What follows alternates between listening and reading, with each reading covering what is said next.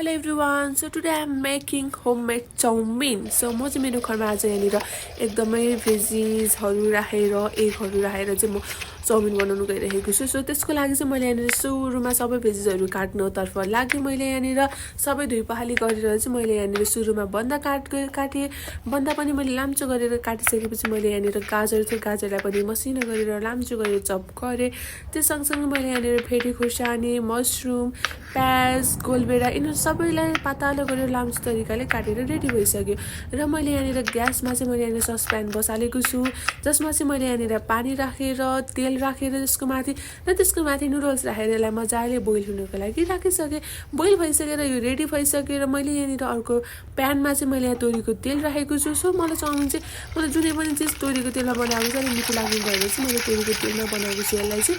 So मैले तोरीको तेल तातिसकेपछि चाहिँ मैले यहाँनिर एउटा अन्डा लिएको छु. अन्डालाई पनि राखेर यसलाई मजाले फ्राई गरेको छु ढिलो गरेर. सो फ्राई गरिसकेपछि जुन चाहिँ अघि नै काटेको भेजिसहरू थियो त्यसलाई सबैलाई पालै राखिसकेपछि यिनीहरूलाई पनि मजाले फ्राई गर्नुपर्ने हुन्छ, किनकि अलिकति काँचोको सेन्ट आयो भने खासै मिठो हुँदैन नि त. सो मैले सबैलाई मजाले फ्राई गरिसकेपछि मेरो घरमा जुन सस थियो मैले त्यो राखेँ. त्यसमा चाहिँ मैले यहाँनिर सोया सस राखेको छु, अनिखेर ग्रिन चिल्लीको सस राखेको छु, अनि केचप राखेको छु. सँगै मैले यहाँनिर भिनेगर पनि राखेर थोरै मैले यहाँनिर मरमसलाहरू पनि एड गरेको छु. त्यसमा चाहिँ नुन, जिरा, बेसार र मैले यहाँनिर सुकेको खुर्सानी चप गरेर राखेको छु. र त्यसको माथि चाहिँ मैले यहाँनिर जुन चाहिँ अघि बोइल हुनको लागि राखेको थियो जुन चाहिँ नुडल्स थियो त्यसलाई पनि राखेर यसलाई मजाले फ्राई गरेँ. र त्यसको माथि चाहिँ मैले यहाँनिर चिल्ली ओइल राखेको छु जुन चाहिँ एकदमै स्पाइसी थियो, त्यो राखेर पनि धनियाँ राखेर मजाले चलाइसकेपछि मेरो फाइनल्ली चाउमिन पनि रेडी भइसक्यो. सो एकदमै टेस्टी र यम्मी थियो है.